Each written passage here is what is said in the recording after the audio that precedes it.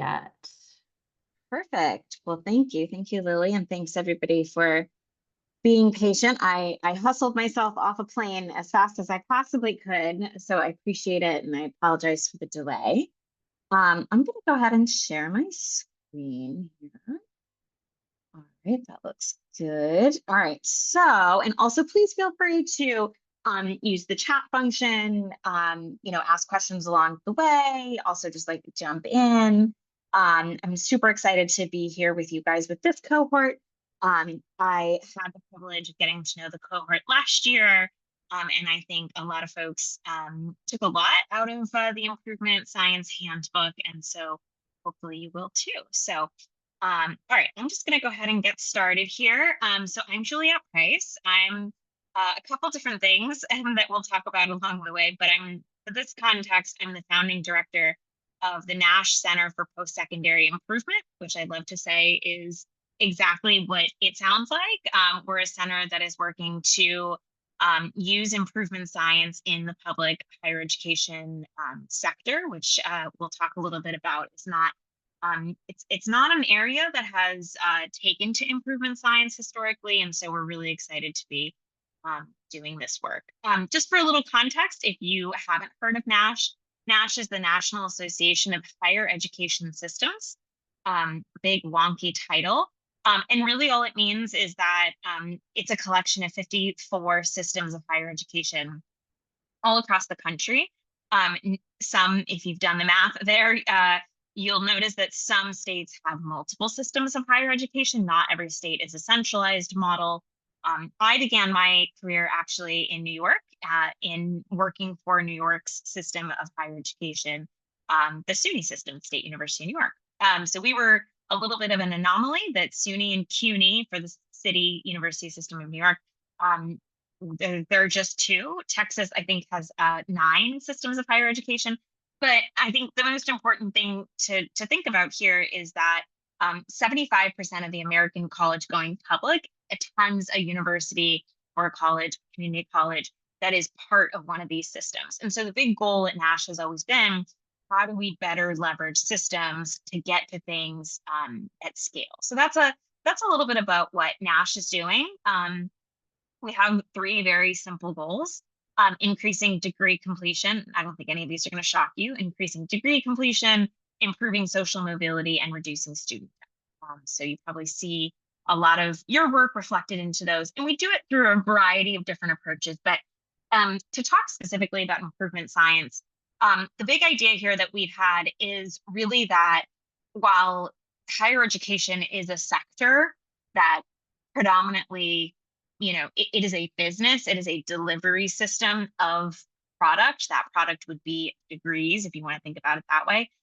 We also happen to be the research arm. And so oftentimes we do a lot of research on higher education itself, but there's actually this interesting delay between the research and the understanding of what isn't working in higher education and actually colleges and universities implementing those sorts of changes. And I love this quote, and I use it all the time because I think we can kind of physically feel it, right? Is that knowledge is only a rumor until it lives in the muscle. And so part of that has to do with how are we actually taking the knowledge creation that is created through our universities about higher education, and how do we start actually implementing it? And one approach to do this is the work of improvement science. And there are couple different definitions to improvement science, and depending on how theoretical or wonky you want to be. But this is really the definition that I love using. And it defines the work of improvement as the difference between the knowledge that something can work and the knowledge of how to make it actually work reliably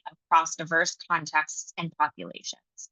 It's a little bit of a mouthful, but I think what you are picking up on here is that the question isn't, can something work, right? So maybe as I think about your projects and what you all are aiming at, right? It's not, can students be successful? Can we retain students? Can we graduate students? That's not actually the question that we're asking.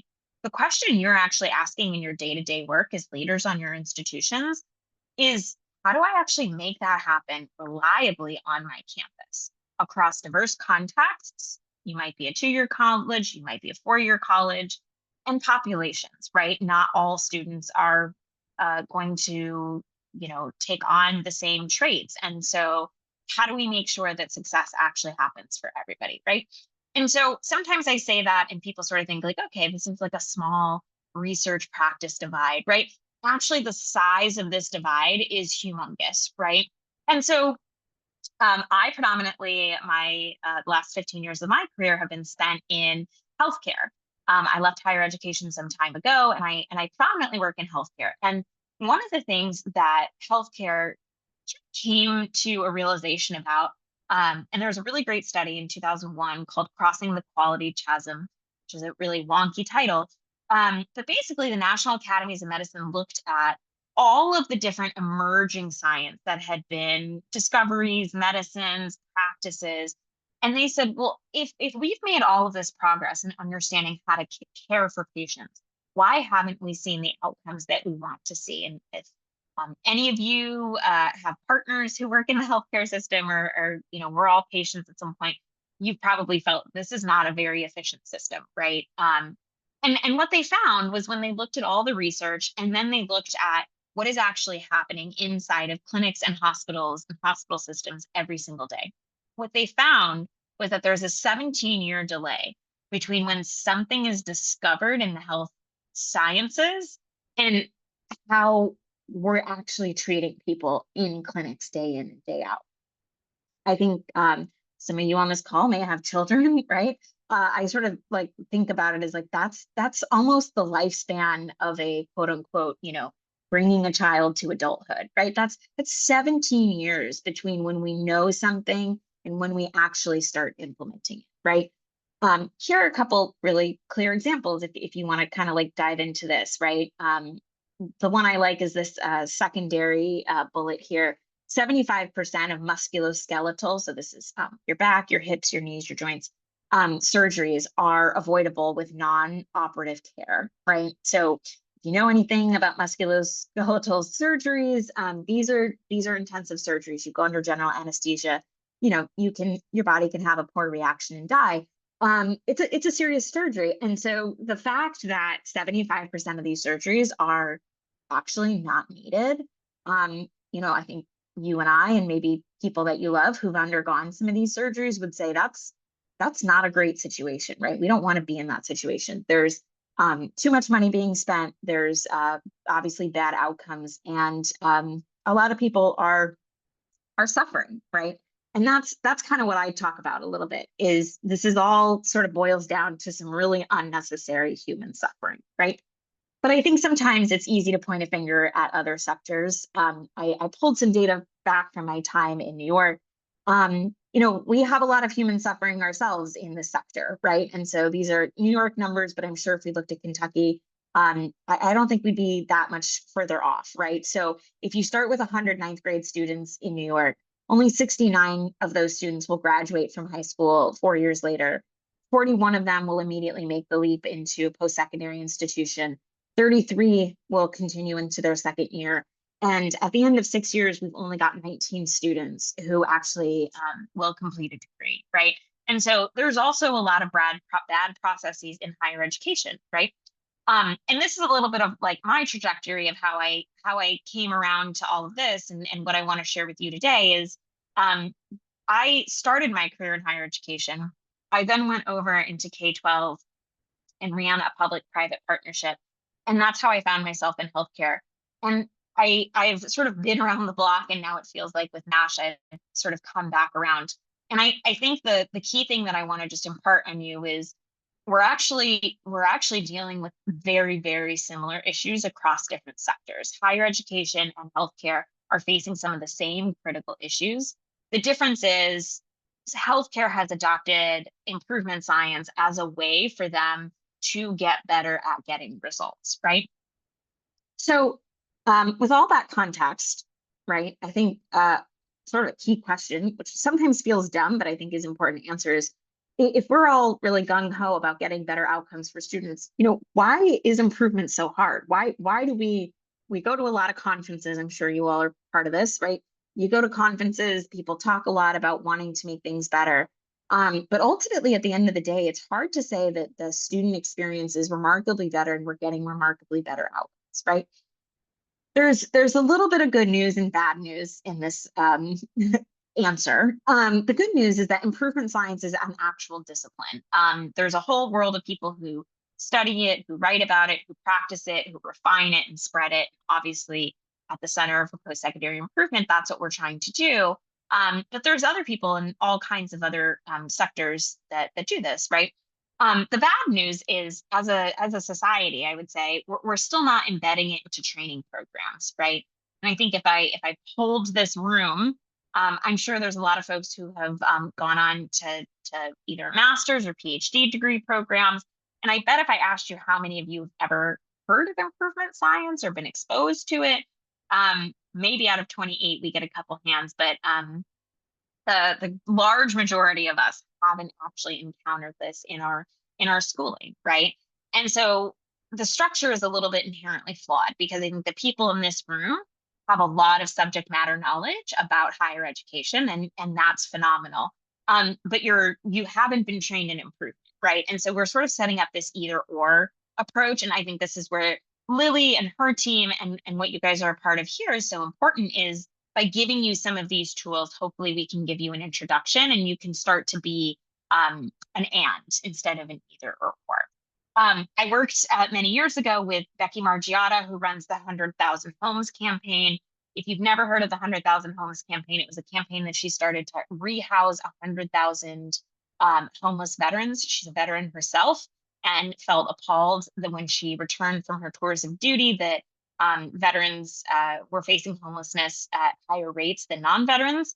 And she very famously tattooed that comma and the zero on her body and said, I'm not giving up on this. And no matter how hard this gets, I'm going to commit to this until I can actually tattoo the 100,000 homes number on my body. So she had a lot of commitment. And of course, she ended up rehousing 100,000 homeless veterans. But I think what's more important in this story is she really approached that problem with improvement science. And she's now turned around. I think it's now called the 100 Million Home Campaign. It's taken a life of its own. It continues to exist in cities all across the United States. And it's an approach to solve the problems of homeless vets that are in your neighborhood, in your city, right?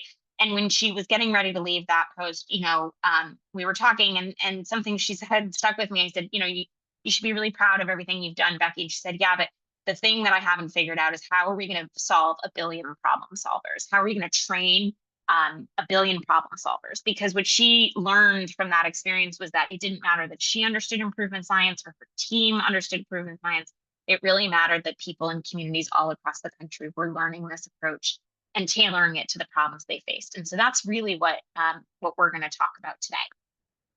So let's kind of get into like what this looks like in higher education.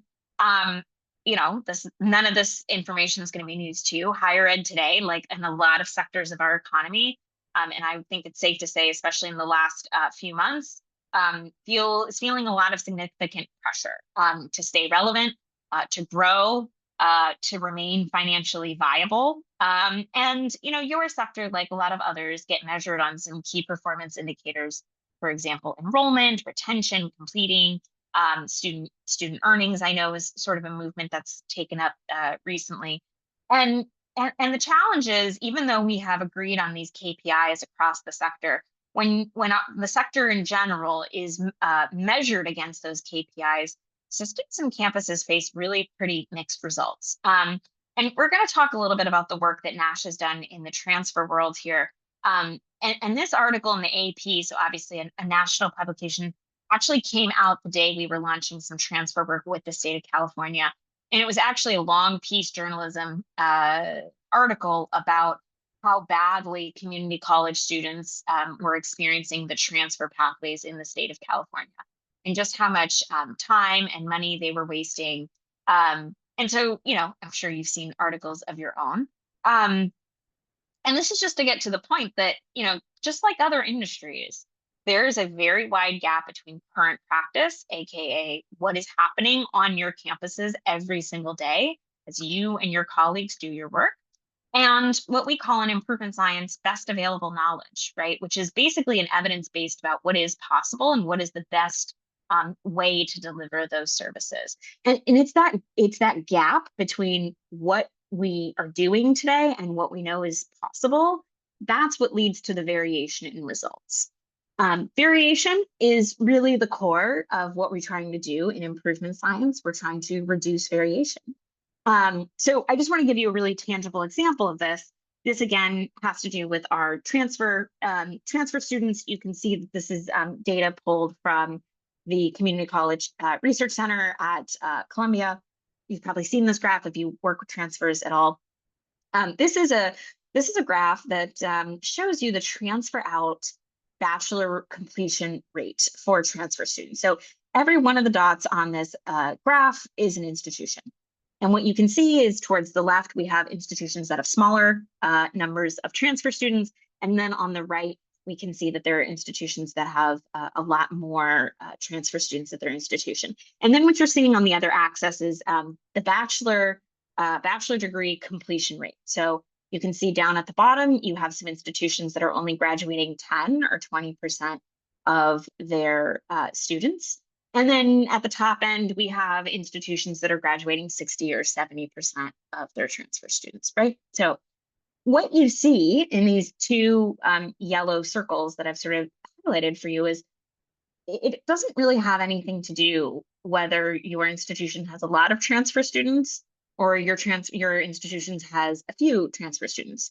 What's really important is the variation that you're seeing, right? Because sometimes we like to say, well, you know, I heard what Georgia State is doing. They've got great transfer numbers, but we're so small, right? We could never do that. And what this graph actually helps us show is that, no, there are a lot of like institutions that are actually producing much better results that are similar in nature to, you know, potentially your institution. And the thing I want you to just contemplate for a second as you look at this level of variation is imagine if we allowed hospitals or air traffic control centers all across the country to have this level of variation. And so to put that maybe a little bit more bluntly, if you needed to go get your kidney removed for whatever reason, How would you feel if you walked into a hospital and you didn't know whether that hospital did a kidney removal procedure correctly 10% of the time, or did they do it correctly 70% of the time, right? We wouldn't let that happen, and we don't let that. The other, I think, very tangible example to give is air traffic control. When you get on a plane, when I got on a plane this morning, headed to London, I didn't have serious questions in my mind about whether or not I would land in London, right? I didn't get on an airplane anytime this year and say, maybe I'm going to land where I'm trying to go, or maybe I'm not, right? There isn't variation.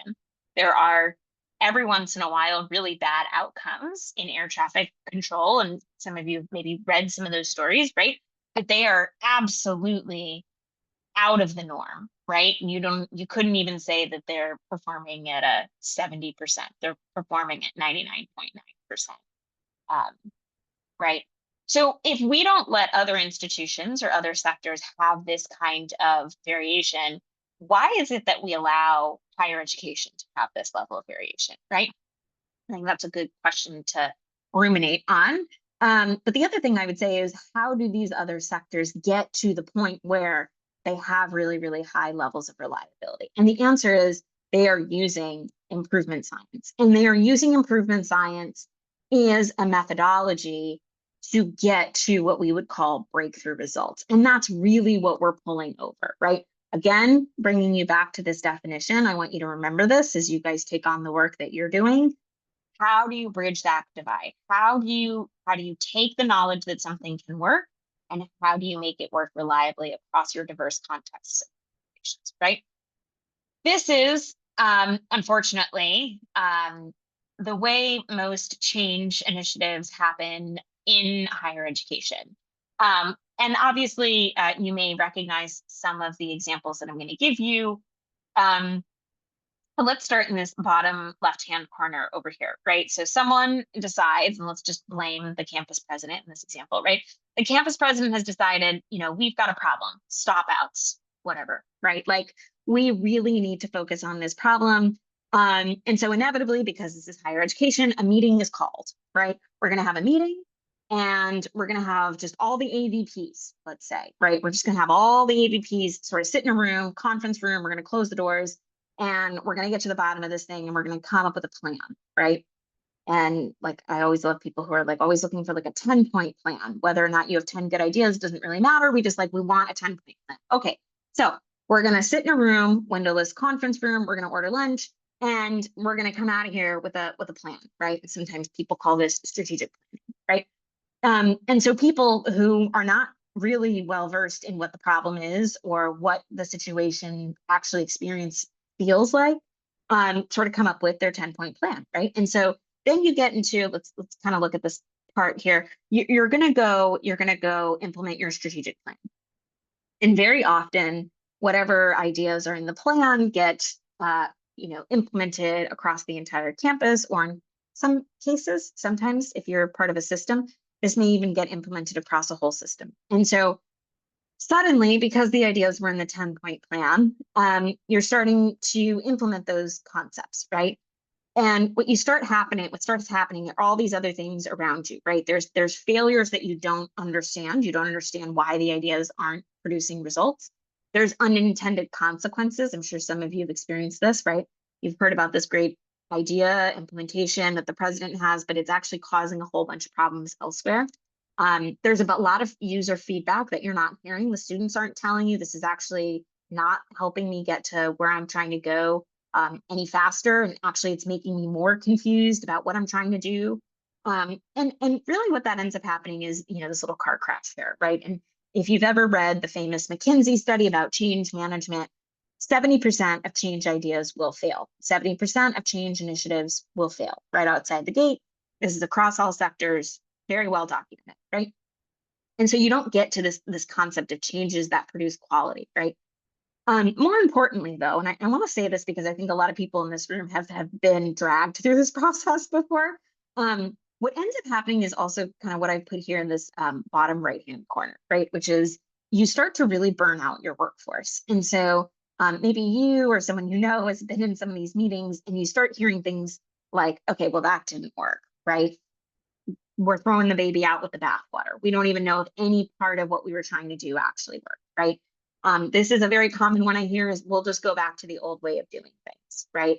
And I think probably most painful is to hear this phrase that I have heard many times, which is I have outlived this bad idea and I will outlive another, right? And really what that creates, and ideally, hopefully you've not felt this way, at least too often. But really what this creates is you're creating a structure at your institution where people actually feel they don't want to participate in change activities. They don't want to raise their hand. They're not going to get on board. They have this sort of negative mentality, which to be fair, it is correct because they weren't involved, right? So, okay, Juliet, you think that's a horrible way to go about change. What's your great idea? There is a different way, right? There is an improvement science approach to change. And it looks a little bit like this, right? We can still start with the same president. We can still start with the same challenge. Okay, we got too many stop outs. We need to figure out how to re-engage them, whatever, right? But instead of calling a closed door conference room with, you and a bunch of other VPs, this person's going to actually say, who are the people closest to this problem, right? Who are the people who actually understand what it's like to be a stop out student? Who are the people who are currently engaging with the stop out population? I'm making this up, obviously. Maybe these are the advisors. Maybe we've got a stop out center, whatever, right? And instead of saying, okay, well, the high level decision makers get to come up with the best ideas, they're going to say, okay, let's actually generate ideas from the bottom. Because I bet you if advisor Lily, right, is dealing with stop out students 3 times a day, I bet you Lily has a really good handle on where they get stuck, why they're not coming back, why they're not engaging with us, right? And so instead of going to this 10-point plan, we're going to start with Lily and her team and say, what are you guys seeing? What are some ideas that you think we should try to get some traction around this population, right? And then let's say we get a list, right? We're gonna start not by saying this is a 10-point plan. we're actually just going to start testing. And we're going to do what's called small tests of change. And when I say small test of change, I really do mean small tests of change. I really mean we're going to try with 5 or 10, maybe 20 students to do something a little bit different, right? My rule of thumb is always you want to start your test of change at the scale where if it goes horribly wrong, you can take everybody who was affected out to lunch and you can just say, I'm so sorry, that my bad. We were trying to do something a little bit differently. I hear you. It went terrible. Mea culpa, sandwiches on me, right? Because what you're doing is you're starting to learn whether or not your idea can actually work in your context, right? And so sometimes your idea will fail, but sometimes you'll get a great result, right? And then what ends up happening is we ask teams to retest and retest because I'm just going to make this up, right?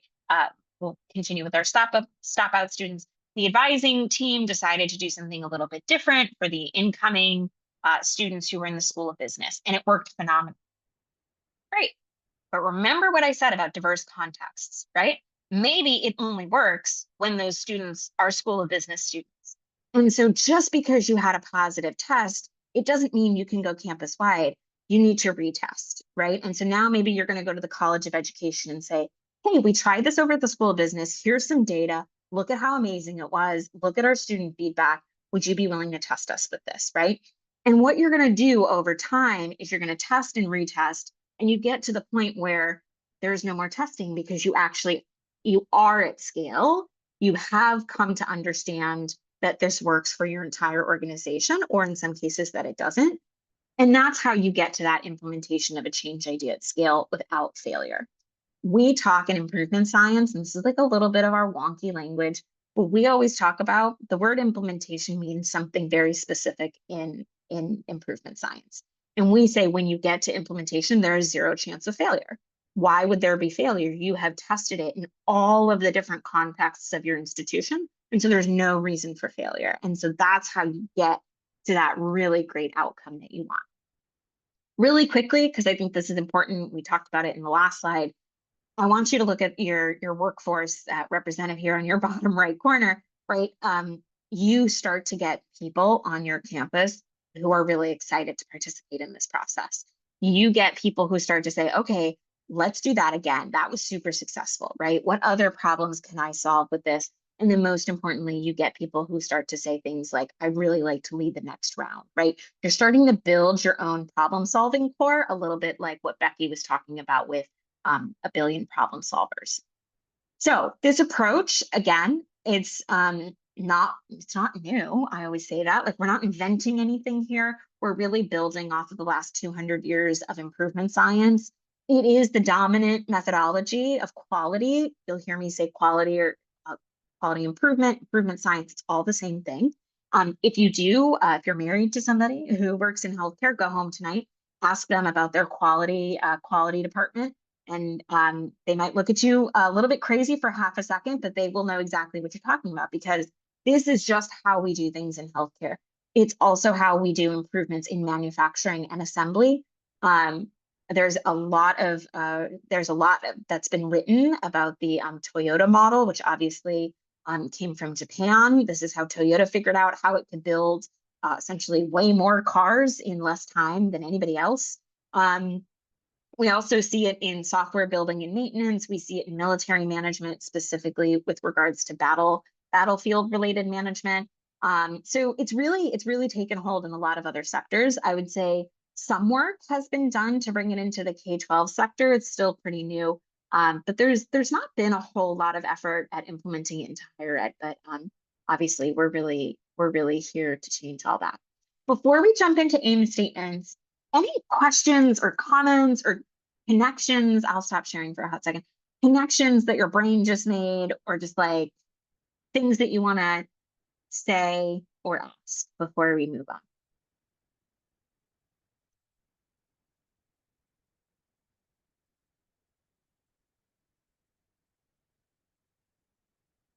This may not be Yes. necessary, but No, go I ahead. totally agree with what you're saying about how the first plan, the current approach, it burns you out. It makes you just I want to do this, or are we just doing this to have another meeting? Are we doing this to say we're doing something? And then you get a little bit overwhelmed, and it gets a little discombobulated about which things are the things you're working on and which things are the things you're doing. I hate to say it like that, but it's Yeah. kind of true. So thank you for pointing out that, and I'm excited to learn how to not do that.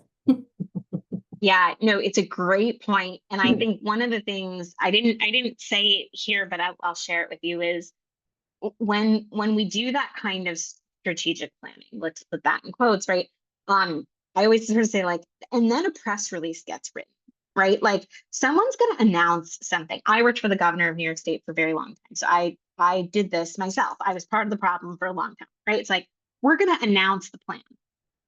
Well, if you announce the plan, no one's going to say this isn't working, right? No one's going to like, once you announce it, once it has this like aura of like, these are the answers, you are actually not letting other people say like, that is actually, we're starting to test it and it's going horribly, right? It's not going well. We've missed the mark, right? Like it, and this is what I mean by like, it's not, I guess like, it's not you all, it's the like ecosystem that we're in. And I think that's what you're getting at is like, you do start to feel lost. You know, there was this big press release announced, I guess this is what we're doing. You know, you get handed down these like, okay, you must do it this way. And y'all are smart. Like you're going to figure out very soon, like this is not working.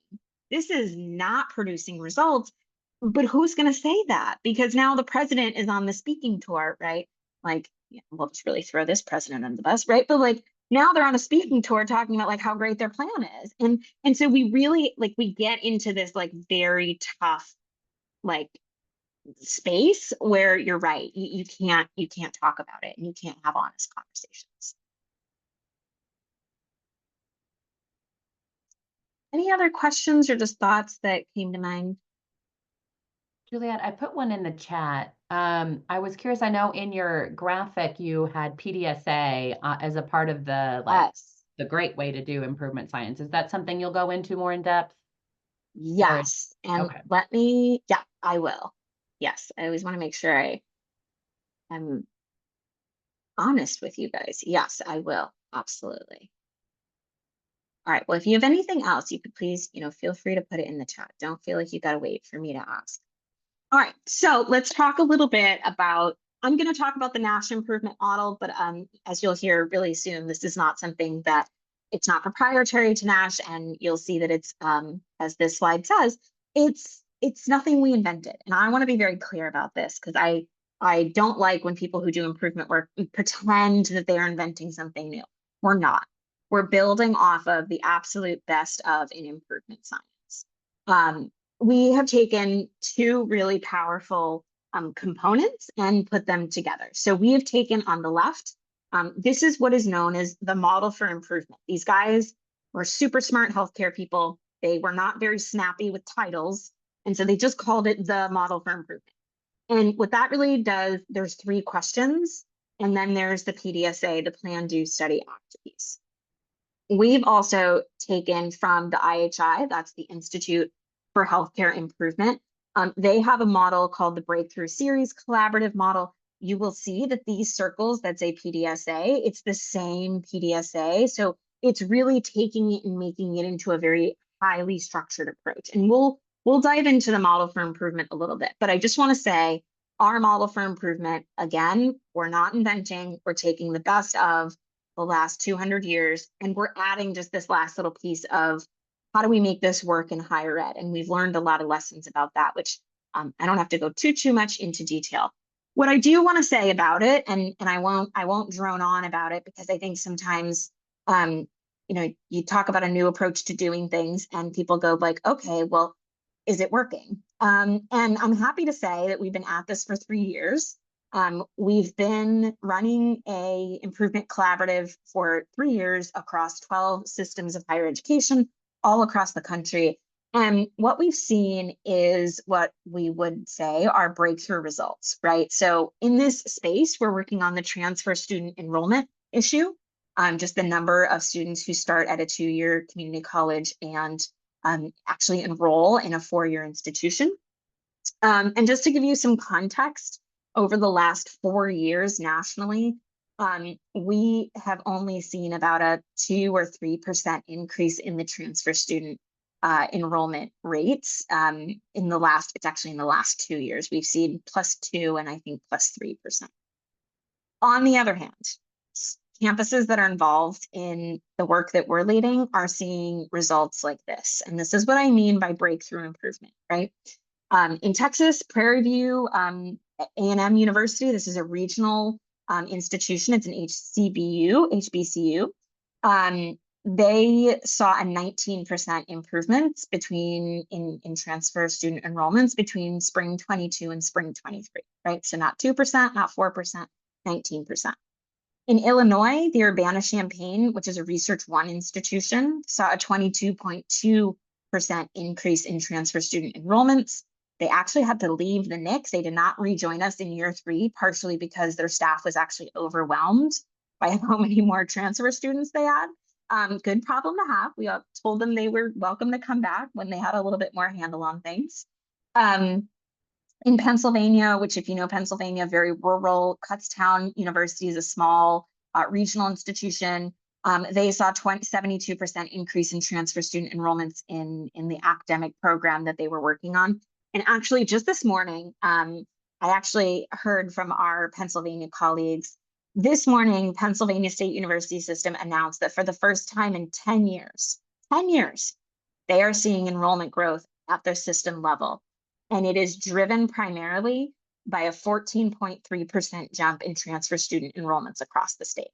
This is not tinkering at the edges. This is getting really, really big results. And again, your national comparison is like a +2, +3%, right? So what we're seeing, that's a really, long slide to say what we're seeing is that it actually works in higher education. And that's where Nash's Center for Post-Secondary Improvement, we're doubling down on the use of this. So I wanted to give you that context. I'm gonna skip this. You'll have that definition to look at later. I want to hit on this as we get to the aim statement part of our content here. There are 4 components of the science of improvement that I just want to hit on really quickly. And if you're interested, let Lily know and I can send some advanced readings. But if I just kind of want to mention this, right? So this is Edward Deming's work that we're pulling from here. And he basically said, if you're really going to get to improvement, you need to understand these 4 elements. And the first is appreciation for a system. And appreciation doesn't mean I love it here. It means, do you understand the system that you're working in? It's that focus on how the parts of the process relate to each other and create a system. It's the God honest truth that the people who sit in the admissions office typically don't really know what advisors do, and advisors typically don't know what retention coaches do. And the whole thing, you're part of one system, but you don't actually have a deep appreciation for how all the parts work, right?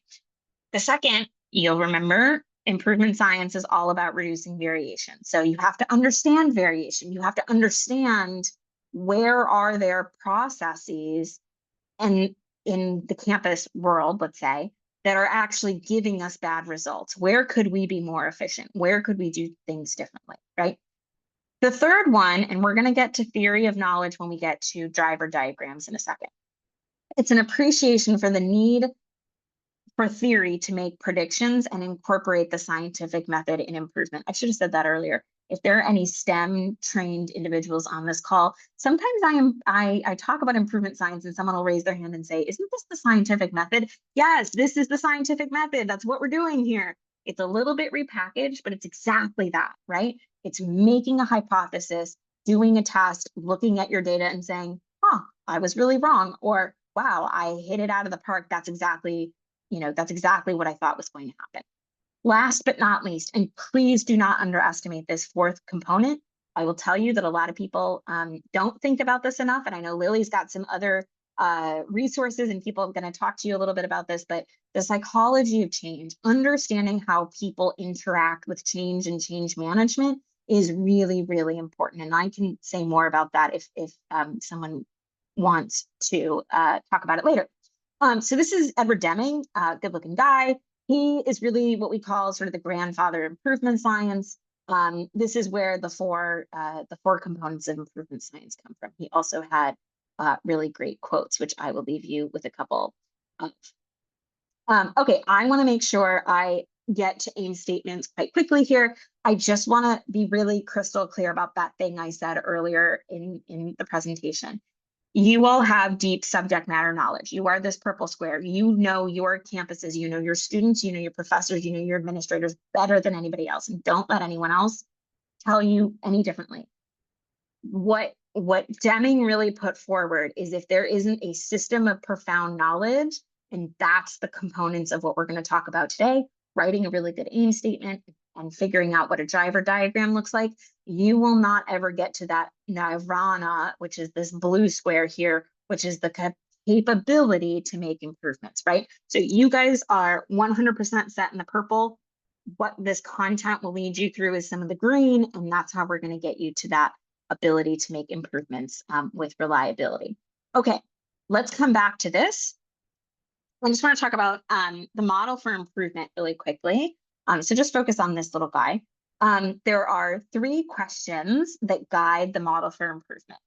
And they seem basic, but I promise you, and I'll tell you some funny stories, that if you start asking these 3 questions in meetings, like that young lady who chatted with us in the comment section, if you start asking these questions in the meetings that you're going to, you're either one, going to get kicked out of meetings, which is great because then you'll have more time on your hands, or 2, you're going to start realizing that the work is not in the meeting, right? That actually folks are leading initiatives that they don't really quite understand how they're going to pull them off. We start with the first question. What are we trying to accomplish? And that's not a grandiose statement. That's actually trying to get people to clearly articulate what is the thing that we are trying to accomplish. Let's just pick something out of the air. We'll go with our stop outs, right? Stop out example. We are trying to re-engage the local stop out population to re-engage and re-enroll at our university. Okay, now we're pretty clear about what we're trying to accomplish. Notice how I didn't say, we're trying to solve the stop out problem. You could say that, but what are you talking about? Are you talking about the fact that people stop out altogether? Are you trying to reduce the fact that people leave the university? Are you trying to like, it's confusing, right? We'll show you in a minute with an aim statement how you get to that level of definition. Now I know what you're trying to do. Now I'm going to ask the second question. How will we know that a change is an improvement? Because I've got a little nugget for you. And that is that all improvement requires change, but not all change is an improvement. I'll say it again. All improvement requires change, but not all change is an improvement. And too often people think that just making changes to a system, to how you do something, to whatever, is going to result in improvement. And that is not the case. Those 2 things are not the same. And you need to be very clear with yourself. And the answer of how we will know that that change is an improvement is you need a data point. You need to be able to measure.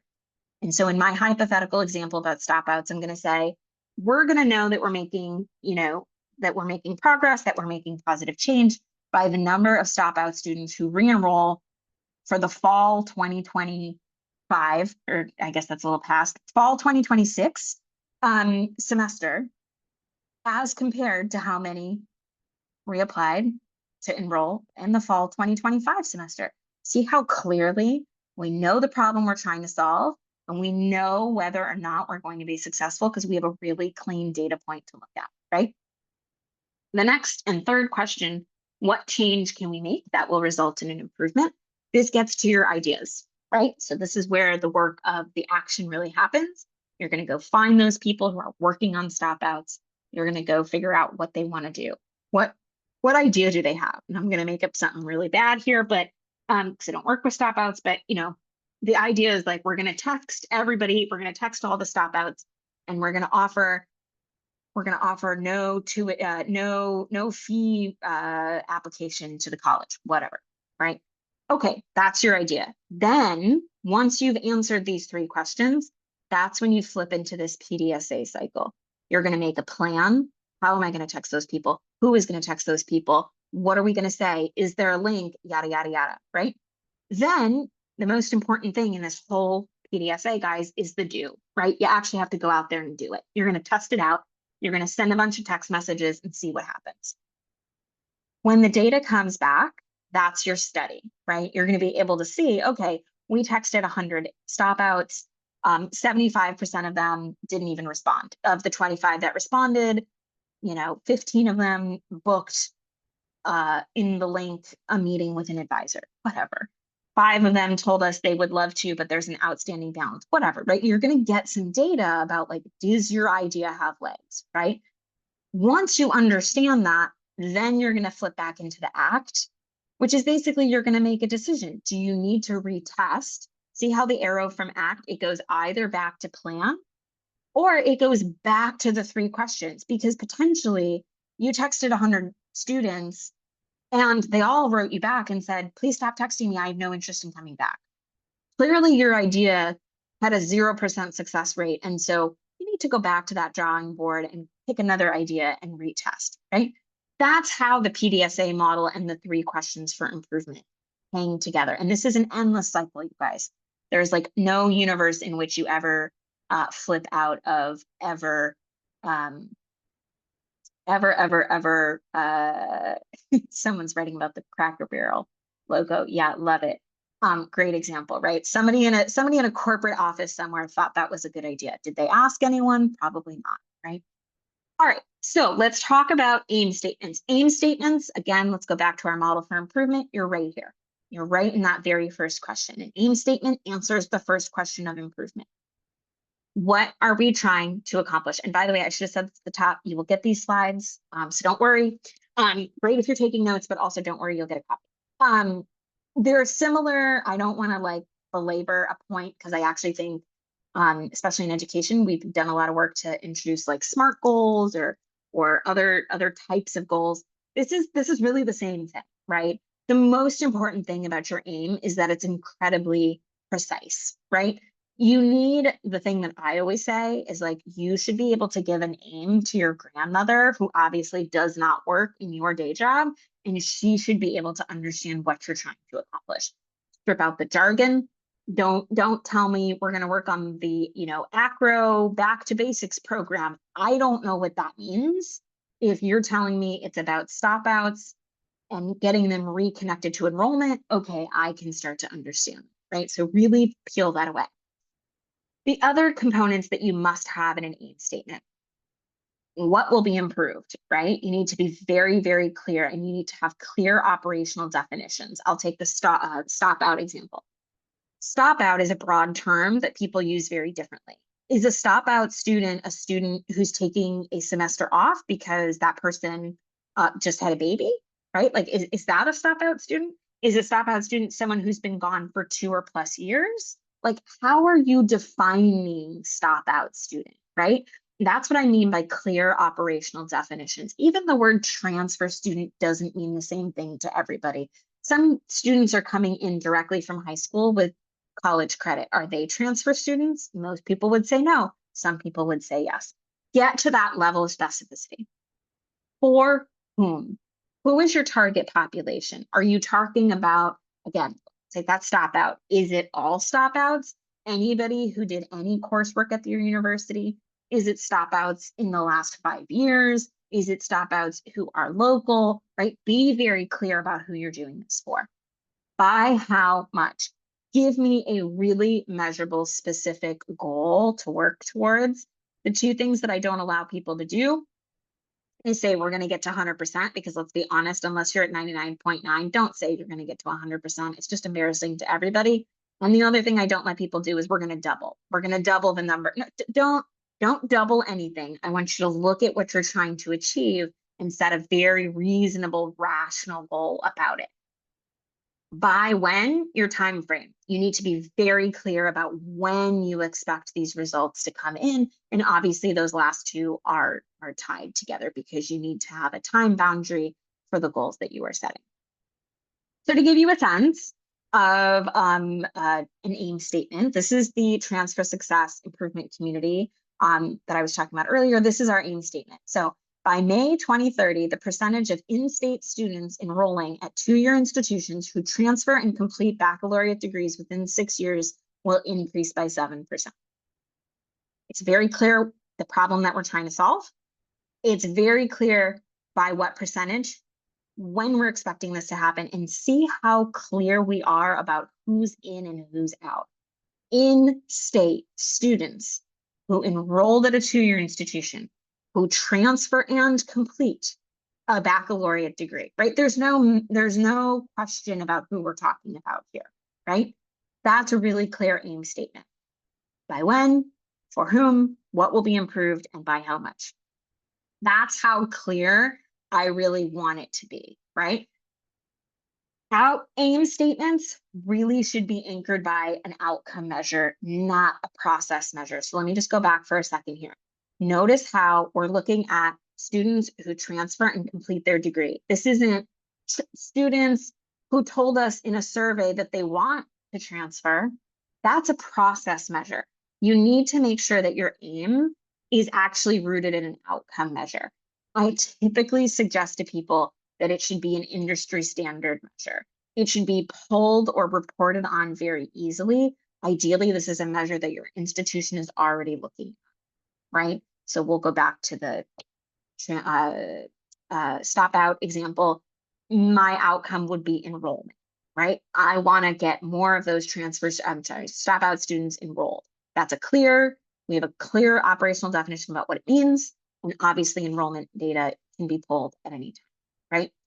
The second bullet here, I think sometimes if you're getting stuck and you don't know really where to go with your aim statement, I sort of say like, okay, write the headline in your mind about what your local paper, here I said the Chicago Tribune, but wherever you are, right? Like it's got to be something really crystal clear, right? And I think headline writing can help us with that, right? So, for example, we were talking about our NIC here. The NIC increases transfer success rates nationally, right? That would be a great headline to have in the Chicago Tribune.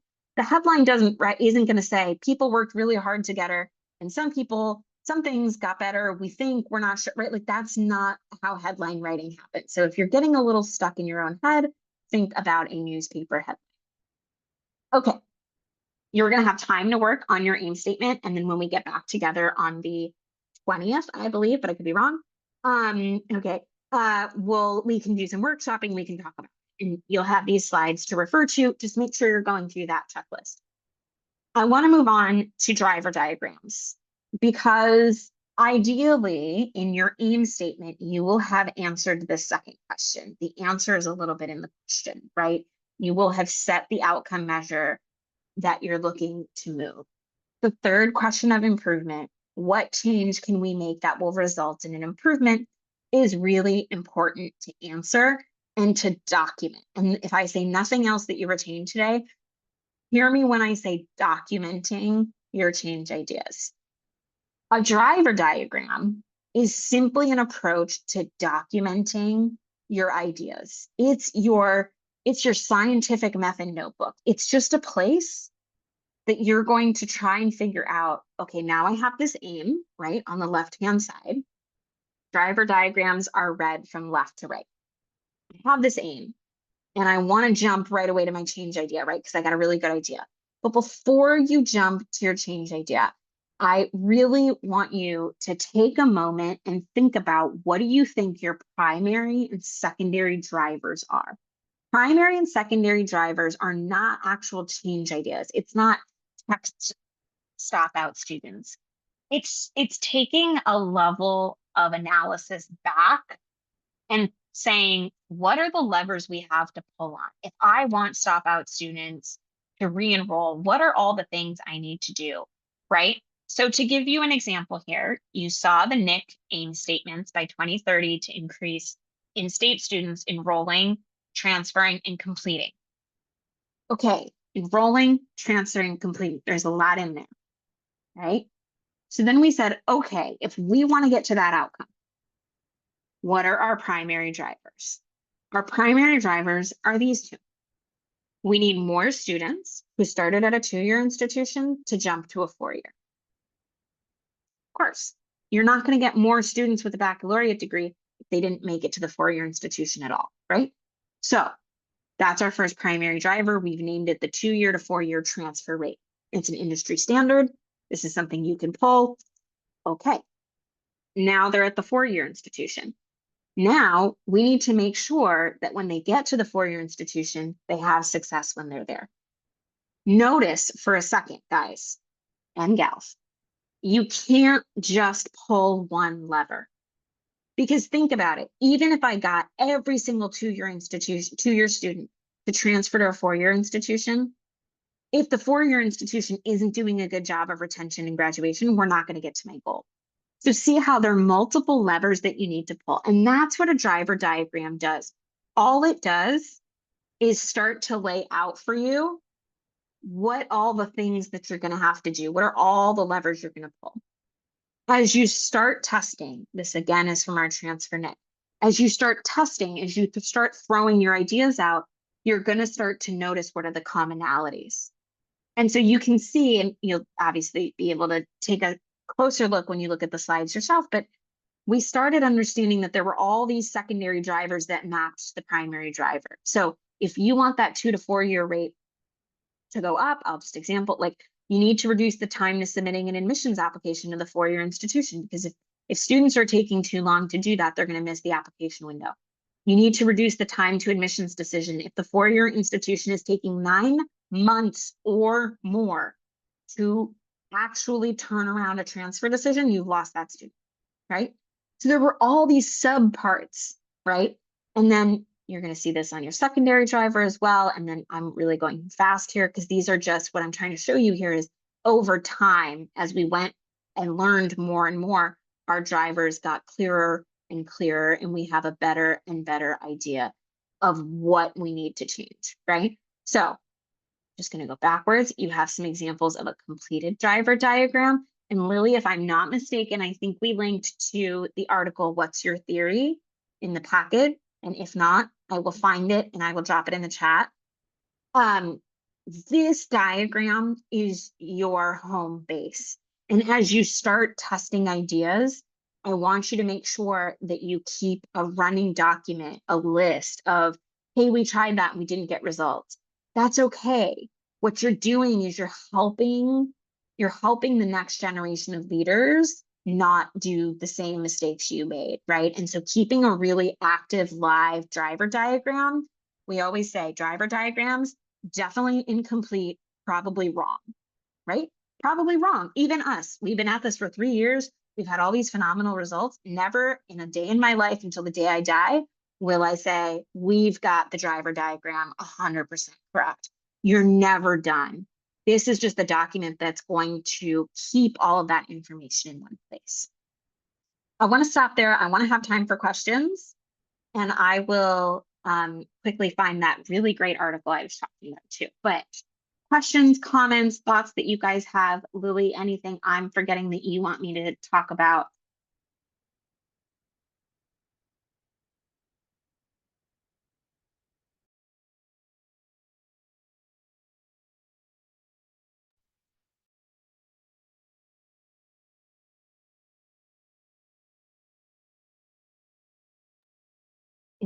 Nothing at all. I was either clear as mud or crystal clear. Crystal. I'll just say a few additional things. I do want to point everybody to the toolkit for Module 3, because a lot of the content that Juliet shared is, of course, included, as well as some, hopefully they're helpful, but you will definitely want to adapt. The facilitation guides for working with your stakeholder groups around co-creating that aim statement. I think that's a really important part of the process. And every part of this process is something that you want to do with your stakeholder partners so that everybody is moving through this and totally bought in as you go. I also want to just kind of, I know, Juliet, the example of transfer is, I mean, that's an incredible, and in Kentucky, we're a huge part of the NASH transfer work, and have seen really wonderful partnership work between Sky and WKU, as well as Gateway and Northern. They have been doing NIC work for years with great results. But it doesn't for our capstone purposes, as we are practicing these tools, as we are getting familiar with these kind of processes and concepts and the language, and you can start small. And so transfer is like a gigantic multi kind of ecosystems all coming together kind of a work or an effort. But you can start small and you can still take these tools and apply them in whatever context is the most, we want to maybe look one context up or one level up for where we're going to start to address our challenges or the thing that matters to us right now. But I think that we'll all come at that from a different kind of perspective based on our role, based on our functional area, based on the energy of our partners on campus as well to join us in this. So just kind of throwing that out there in case any of this was a little overwhelming. You can do aim statements and tests of change within your department. But you do want to make sure that you have your collaborative ecosystem partners who are certainly on board and bought into that work, that vision that you have for the students. Is it fair to say that your primary drivers will relate back to those key indicators? Like, is that where you're going to find your measurements? Yes, absolutely. Great question, Pasha. And yes, that's exactly it. We tend to call them a measurement family, but that's exactly it. They're all going to hang together. So the measurement that you're putting in your aim, it's going to be something that will be impacted by both, your test of change and your driver, and everything leads into like one beautiful measurement family that where everything hangs together. Is that what you were asking? Yeah, okay. Yeah, I was just thinking about, you have your theory, but those drivers are what are what directly impacts this. That's right. And when you start talking about that, that's usually things you can measure. That's exactly right. That's Usually. exactly right. Totally agree. Totally agree. Yeah. Let me reshare real quick just so I can hold on. Here we go. Yeah, no, exactly right. So primary drivers should be measurable. Secondary drivers sometimes aren't, right? Sometimes aren't. Right. Yeah, sometimes they aren't, and that's okay. But Right. what I say is like, if you have a super solid aim, right? If you write that aim statement super clearly and with like a really good outcome measure that you're holding on to, and I'll just pull up the transfer example here, right? Like the aim is super clear how we're going to measure it. But these two primary drivers, these are great data points, right? Because Right. we're going to know semester by semester, how are we doing, right? And we can't fudge those numbers, right? Like students were either enrolled or they weren't. And that's where you're getting, and you're 100% right, is your primary drivers should have rock solid measurement. I'll show you an example of the secondary measure. So some of these secondary drivers are starting to get to a really good level of measurement. And I'll take one example. 1.6, reducing time to admissions decision for transfer students. We ended up learning that across all of these teams, that was actually crazy important for transfer students. The faster the universities could turn around a transfer decision, the more likely it was that the student would enroll at that institution. But that is not a measure today. If I like walk onto your campus and I say, Right. average number of days that it takes your admission, or like, you don't know that. No one's asking that question. But what's so interesting is the more we've done this, the more people and institutions have started to ask that question. And actually just yesterday, and I'll make a little pitch for this, ACRO, the American Association of College Registrars and Admissions Officers, and I'm so sorry if I butchered that. ACRO is the National Professional Association. They heard us talking about this work. And you know what they turned around, they said, we got you. We're going to ask every single college and university in the United States to measure. How long does it take you?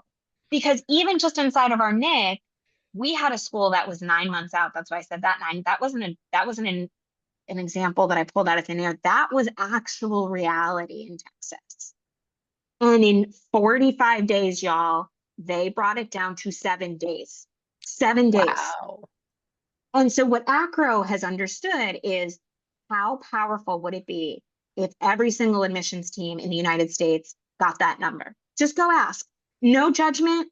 We're not going to publish your name by it. I'll drop a link in the chat. The challenge just went live yesterday. I encourage you in your institutions, even if that's like not your position, get it to the right person at your institution, participate. I applaud ACRO for being so brave and just saying, yeah, we got to know. Like, we need to know this number because if you're hanging out at 2 or 4 days, great. But some of y'all are out here at 60, 90, 120, and that is what's causing transfer students to not be successful. Yep, great question.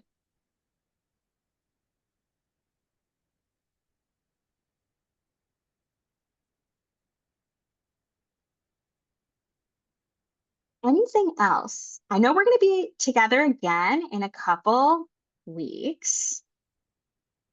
It And is I'm October happy. 20th. 2 October p.m. 20th. Mhm. Here we go. I'm just going to drop this too.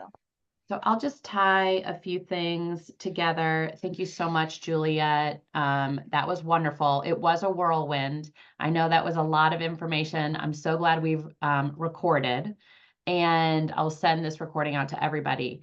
So in our first sessions, we thought about the big issue, like the issue in a broad way, and also the ecosystem, our ecosystem, AKA our system of the partners that are engaged and have a mutual engagement and priority around that work. Okay, so we're still big picture. This session today is helping us go from a broad idea of our issue into thinking about, okay, my next step will be to create a concrete aim statement. And so that is going to be this very specific, measurable, all of the things, much more targeted, clear version of the big idea or of the big issue.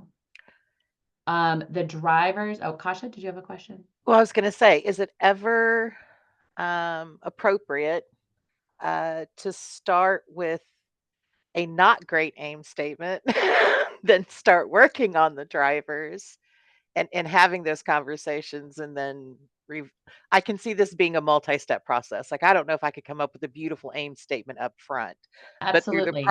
the process of clearly identifying drivers and those secondary drivers, and then the chain, and then go back and Yeah. tweak the aim statement.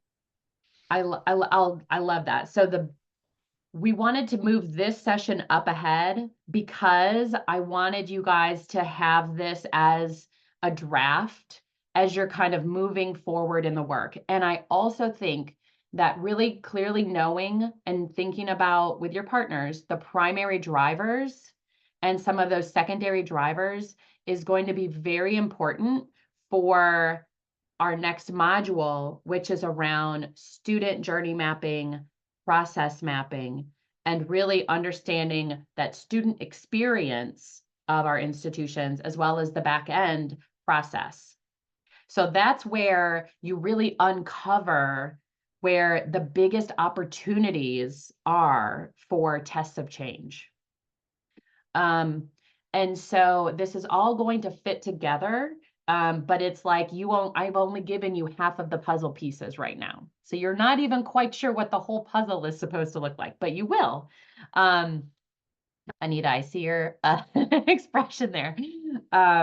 So for our meeting on the 20th, what I would love is if you can just bring that larger idea that you have and maybe draft an aim statement. It can be terrible. It can be wrong. It could be missing big pieces of the puzzle. It's okay. Bring something that is a statement about the what are we trying to accomplish? Okay, because that's the question that your aim statement answers. So that's what I'd love for you to bring with you. What are we trying to accomplish? Kind of write an aim statement. If you do get to the part of thinking about your drivers, that's great. We are going to next session get a refresher from Juliet, a quick like 20 minutes again on what it is that, these big concepts are.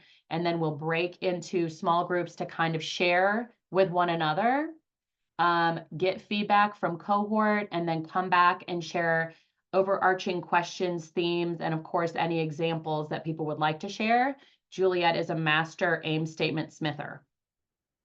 Wordsmither, but aim statement smither. So she can certainly give us great feedback on those to help us strengthen them. And even at this point, I wouldn't necessarily say that that's going to be the be all end all of your aim statement, because we're still in development mode for capstone. You don't have to start executing this capstone. We're still learning the pieces and drafting and practicing them. It might be until January when you really have had a chance to gather some of that student experience, really deep dive on your own processes, that you find a very clear thing, like you might continue to refine. So I think that is a good next step. I do want to make sure before we go, we have 3 minutes. I would love everybody to please take just even 30 seconds and do the feedback form for us. And that'll give us, great continuous improvement content for our work that we're doing here as well. Any things that you think would be, I think we need to connect these dots better, or I'd love more information on X, Y, or Z. Some big questions I still have, like, please throw those our way. And then Juliet we can make sure that we do that in the COP before we move on. All right, everyone, I will send a follow-up email with Juliet. It'll be a link to the Impact Exchange, and there we'll have the video recording, the slide deck, the link to articles, and the kind of homework for our COP in a couple weeks. All right. Wonderful. Thanks, Great seeing everybody. Thank you so much, Juliet. Have See a you great rest of the soon. week, everyone.